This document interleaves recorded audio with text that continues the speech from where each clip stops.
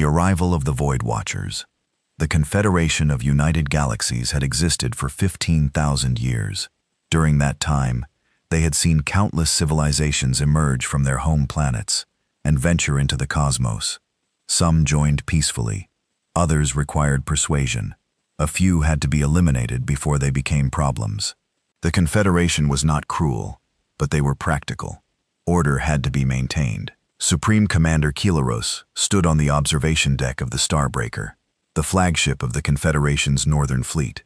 He was a Valoran, a species known for their tactical brilliance and unwavering loyalty to the Confederation. His skin had a pale blue tint, and his eyes were completely black, able to see across multiple light spectrums. He had served for 200 years and had overseen the integration of 47 new species into the Confederation. Today's mission was supposed to be simple. 3 months ago, long-range scouts had detected signs of a new spacefaring civilization in Sector 447, a region previously thought to be uninhabitable due to its proximity to several unstable nebula and radiation fields. The new species called themselves humans, originating from a planet they named Earth, in a system they called Sol. Initial scans showed promise. The humans had developed basic, faster-than-light travel within the last decade. Their population was concentrated on their homeworld, with small colonies on 2 neighboring planets. Their ships were crude, but functional. Their weapons were primitive projectile-based systems with some early energy weapons. In other words, they were exactly where most species were when the Confederation found them. Kilaros had brought a standard integration fleet, 20 warships, each capable of orbital bombardment, 50 support vessels carrying diplomats, translators, scientists, and trade specialists. It was more than enough to impress any emerging civilization and demonstrate the Confederation's power. The humans would see the fleet, realize they were outmatched, and accept the Confederation's offer of membership. Then, everyone could go home. The journey to human space took 6 days. During that time, Kilaros reviewed the intelligence reports. The humans were bipedal mammals with relatively short lifespans compared to most Confederation species. They had a violent history, having fought numerous wars among themselves before finally achieving a unified planetary government. Their culture valued innovation, competition, and something they called freedom. That last part concerned Kilaros slightly. Species that valued freedom too highly sometimes resisted integration.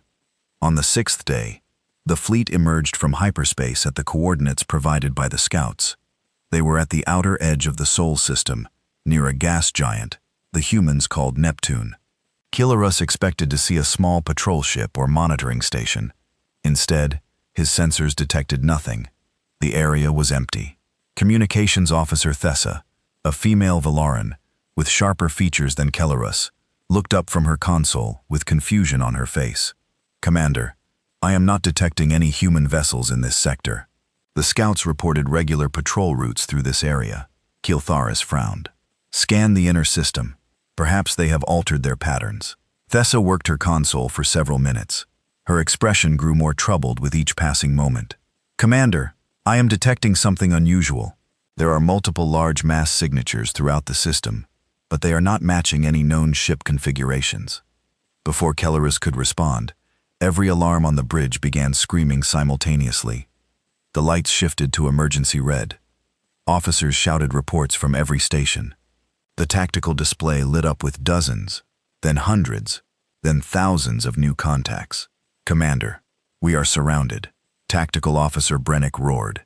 His species, the Crothans, were massive warriors covered in thick scales. Even he sounded shaken, contacts appearing on all sides. They were cloaked. We could not detect them until now. Kilaros felt his blood turn cold. Around his fleet, space itself seemed to come alive.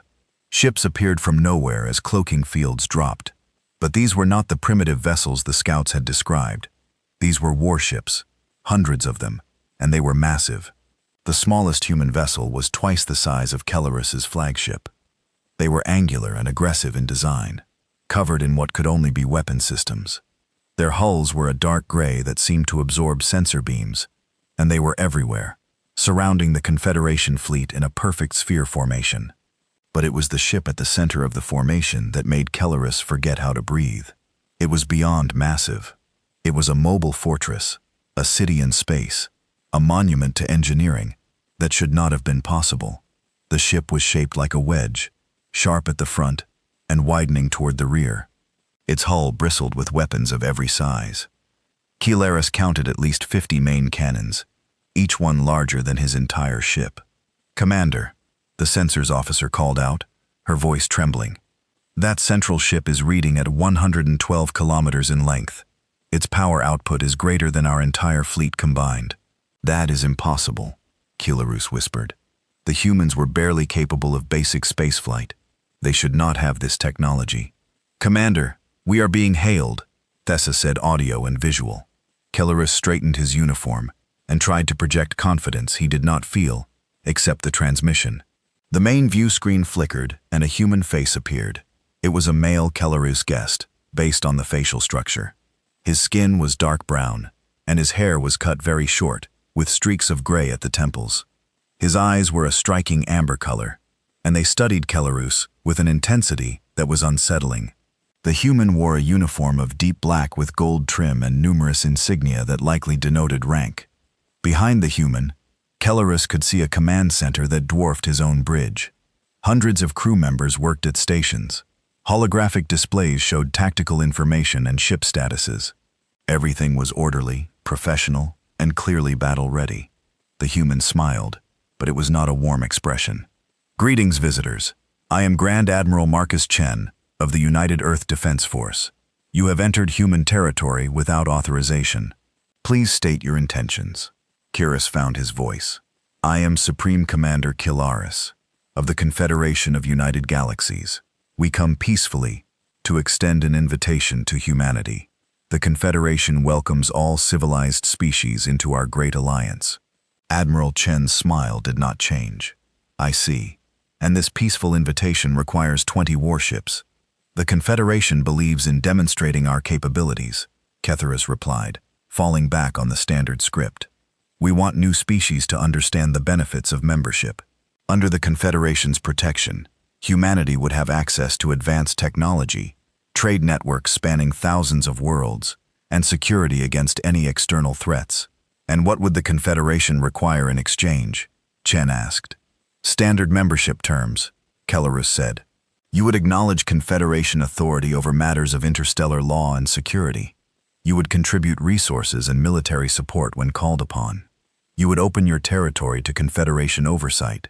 These are reasonable terms that every member species has accepted." For a long moment, Chen said nothing.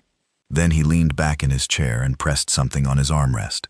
The view screen split, showing not just Chen, but 5 other humans, 3 males and 2 females, all wearing similar uniforms. "Allow me to introduce my colleagues," Chen said.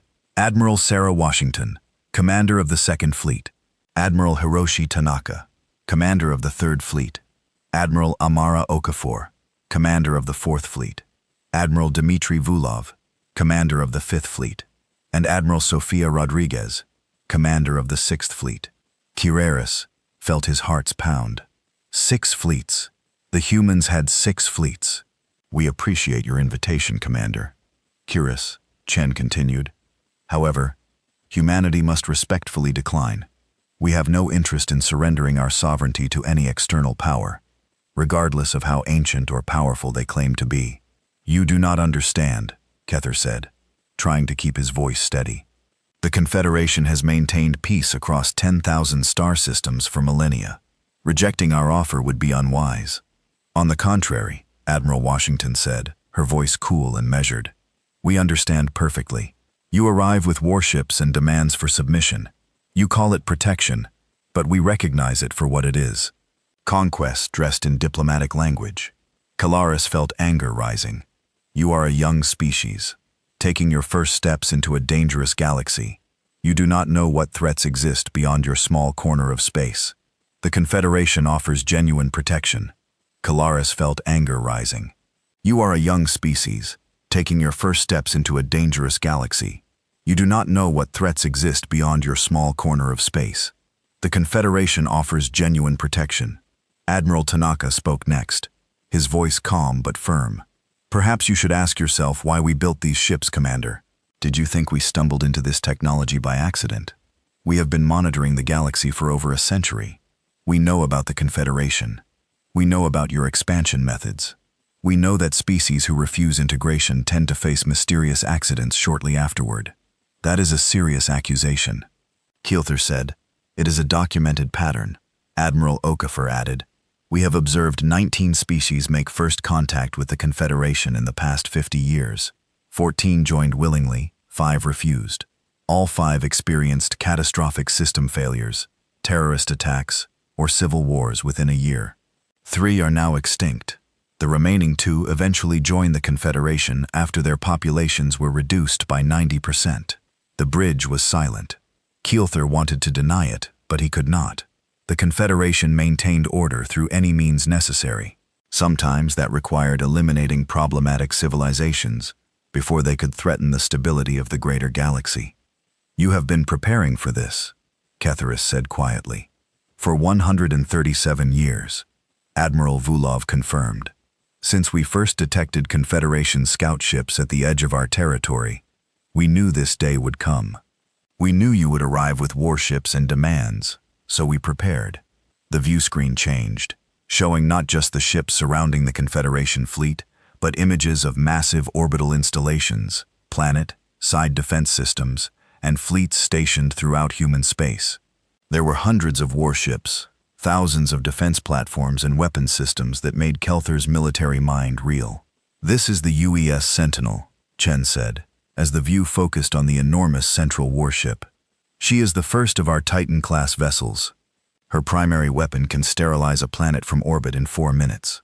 Her secondary batteries can engage 300 targets simultaneously. Her shields can withstand a supernova at close range. And she is not alone. We have 4 more Titan-class vessels under construction, with plans for 20 more." Keelthers could barely process what he was hearing. The resources required to build such vessels would bankrupt most civilizations. "This is impossible," he said. "Your planet does not have the industrial capacity for such construction." Admiral Rodriguez smiled. "You are correct. Earth alone could not build this fleet. But we are not alone. Humanity has colonized 73 worlds in the past 50 years. We have automated mining operations in 600 asteroid fields. We have fusion plants on 40 moons, providing unlimited power. And we have been preparing for this moment every single day." The view screen shifted again, this time showing a star map. It displayed human territory, and Keelther felt his stomach drop. The scouts had reported a handful of colonies. The map showed an empire spanning dozens of light years with trade routes, defensive positions, and industrial centers throughout. "You lied to our scouts," Keeler said. "We allowed them to see what we wanted them to see," Chen corrected. "We showed them our oldest colonies and our obsolete ships. We let them believe we were weak and primitive. And you believed it because you wanted to. You assumed we would be like every other young species you have encountered. That was your mistake." "What do you want?" Keelther asked. He had lost control of this situation, and he knew it. "We want to be left alone," Chen said simply. "We want to develop at our own pace, make our own decisions, and forge our own destiny among the stars. We are not interested in conquest or expansion into territories claimed by others, but we will defend what is ours with every resource at our disposal." "And if we refuse to leave?" Keelther asked, though he already knew it was a foolish question. "Then you will discover why we call this ship the Sentinel," Chen replied. His expression hardened. "You have 1 hour to withdraw your fleet from human space. If you are still here after that time, we will consider it an act of war. Choose wisely, Commander." The transmission ended. The view screen returned to showing the exterior view of the human fleet surrounding them. Keelther stood frozen, his mind racing through options. Every scenario ended in disaster. If he attacked, his fleet would be destroyed. If he withdrew, the Confederation would see it as weakness. But if he stayed, the humans would make good on their threat. "Commander, what are your orders?" Thessa asked quietly. Keelther looked at his officers. They were all watching him, waiting for leadership. He thought about his 200 years of service. He thought about the Confederation's 15,000 years of dominance. And he thought about the massive human warship that could end all of it, with a single shot. "Begin withdrawal procedures," he said. "Plot a course back to Confederation space. Maximum speed." Relief flooded the bridge. Officers moved quickly to carry out the orders. The Confederation fleet turned and began moving away from the human vessels. As they did, Keelther noticed something.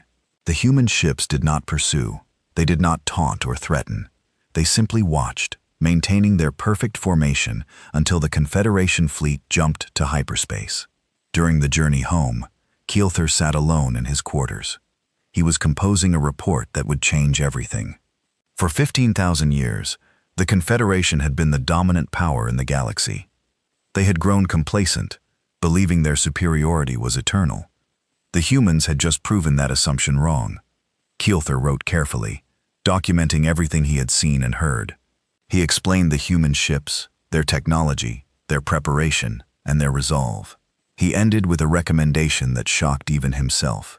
"We must negotiate with humanity as equals. Any other approach will lead to a war we cannot win. The age of Confederation dominance is over. A new era has begun." The Council's decision. The report from Supreme Commander Keelthers reached the Confederation High Council 3 days after his return.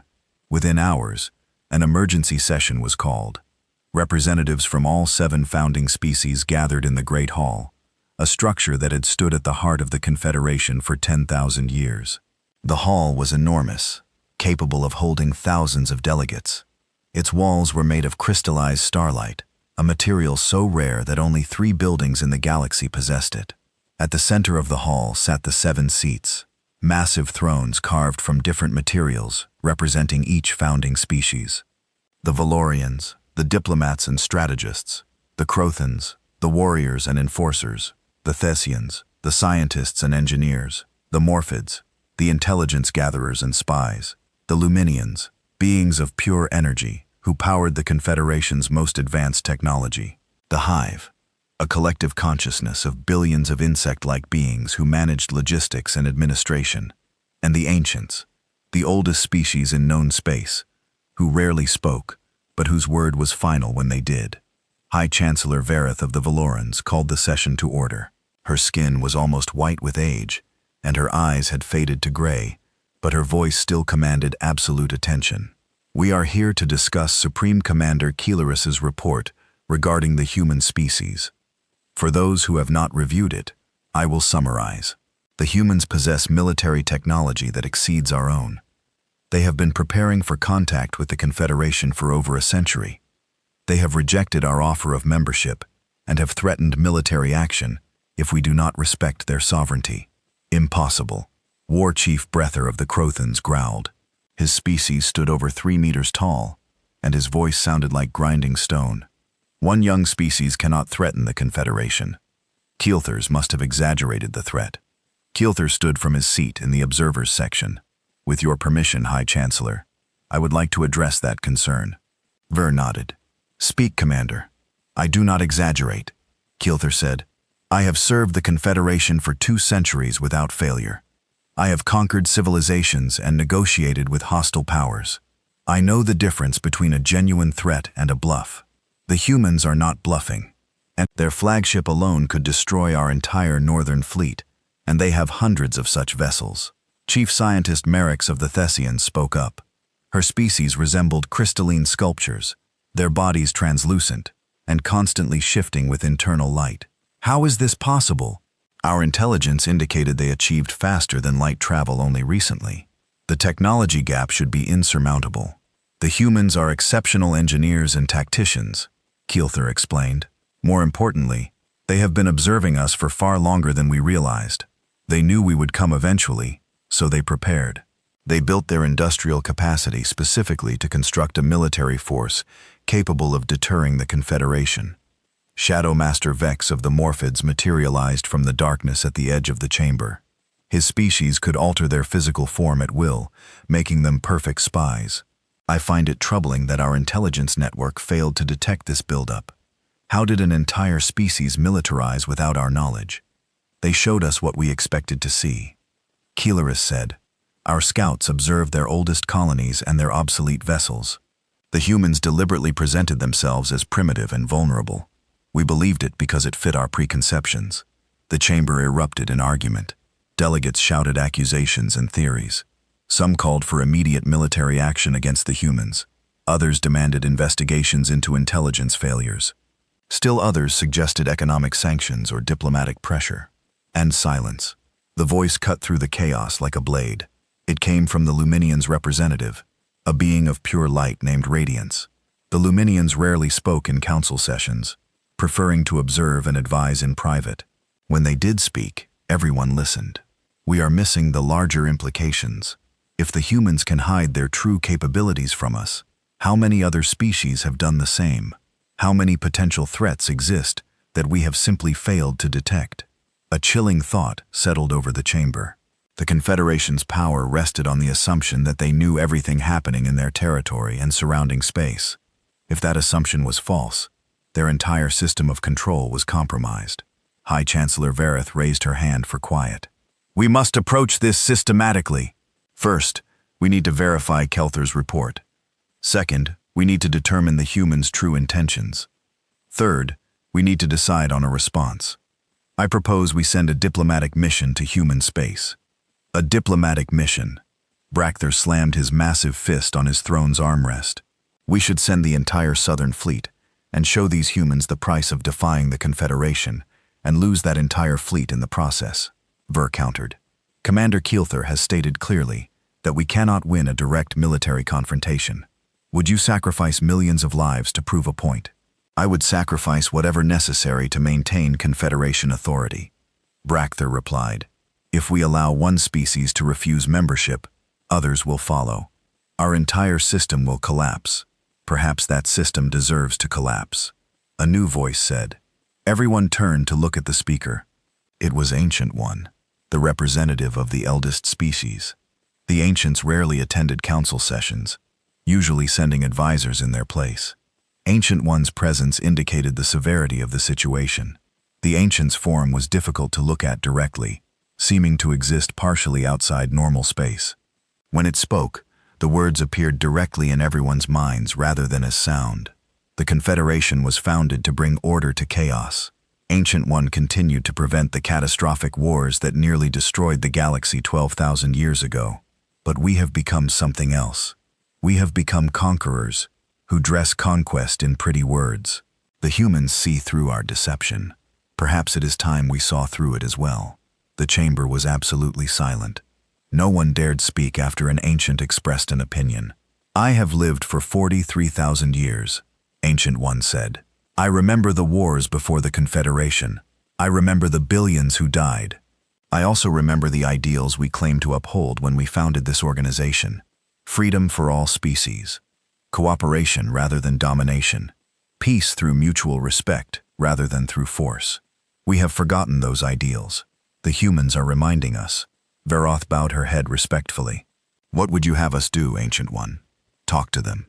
Ancient One replied, not as conquerors to subjects, but as one civilization to another.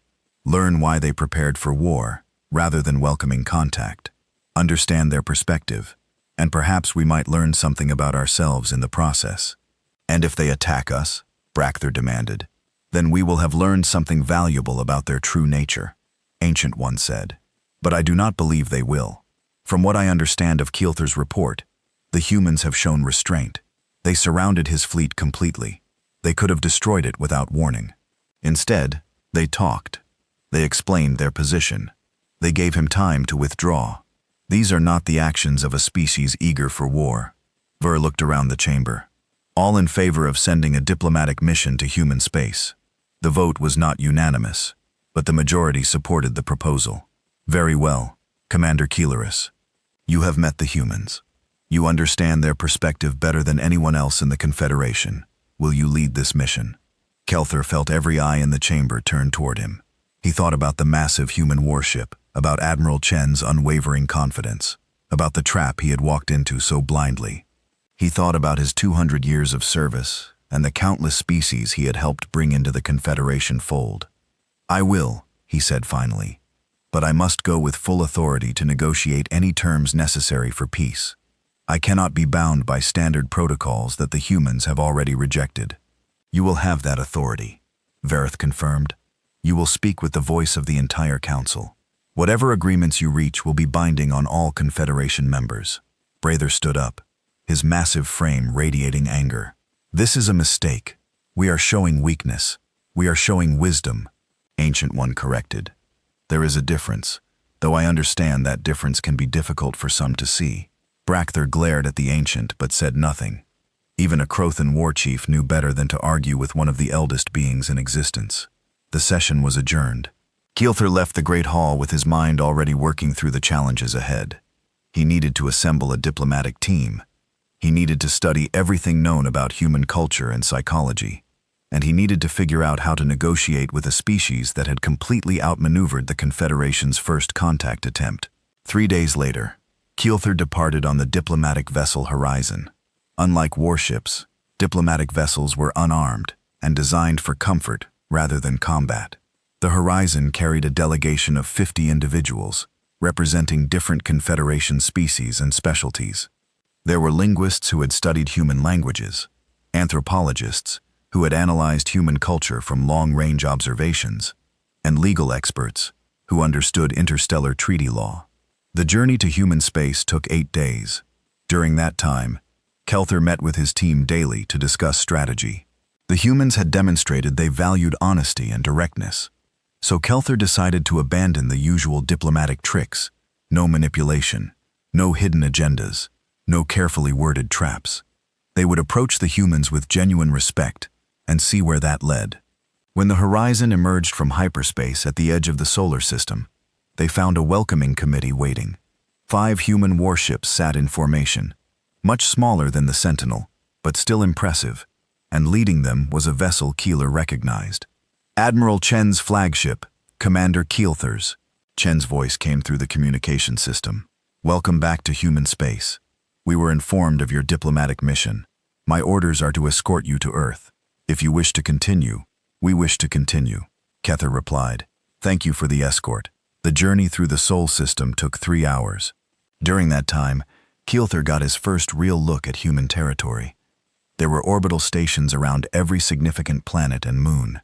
Massive industrial complexes floated in the asteroid belt between Mars and Jupiter.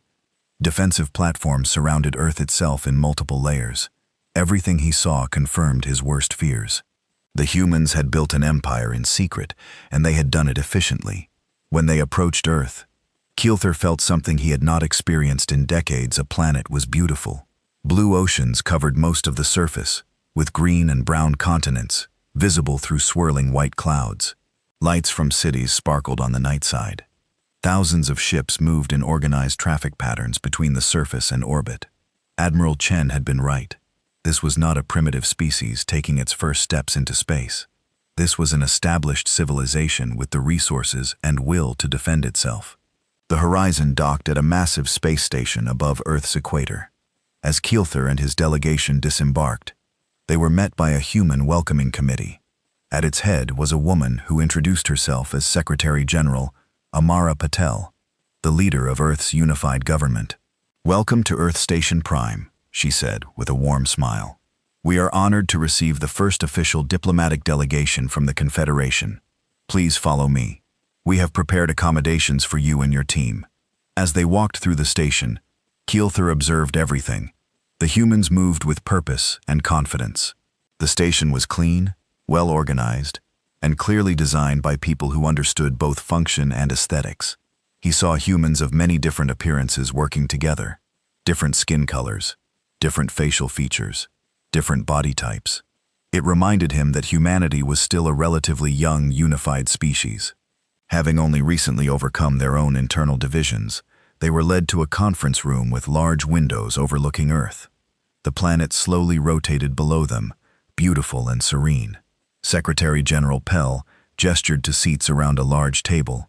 Before we begin formal negotiations, she said, I want you to understand something about humanity. We do not seek conflict with the Confederation or any other power. We simply wish to determine our own path forward. Is that something you can respect? Keelther looked at the planet below, at the fleets in orbit, at the defensive installations protecting this world. He thought about Ancient One's words about forgotten ideals. He thought about the 15,000 years of Confederation dominance and what it had really been built on. Yes, he said finally, I believe we can respect that, and perhaps in doing so, we can learn to respect ourselves again as well. Secretary General Pell smiled. Then let us begin. I think this will be the start of something new for both our peoples.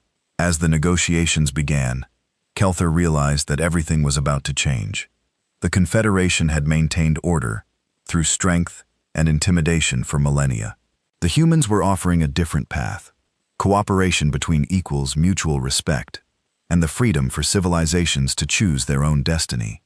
It was idealistic and risky, and completely contrary to everything the Confederation had built. It was also, Ketherus realized exactly what the galaxy needed.